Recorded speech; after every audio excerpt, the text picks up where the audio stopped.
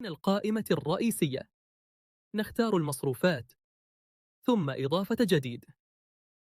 بعد ذلك ندخل قيمة المصروف، وإذا كان المبلغ شاملا للضريبة نفعل خيار شامل الضريبة ليتم احتسابها تلقائية، وإلا نلغي هذا الخيار.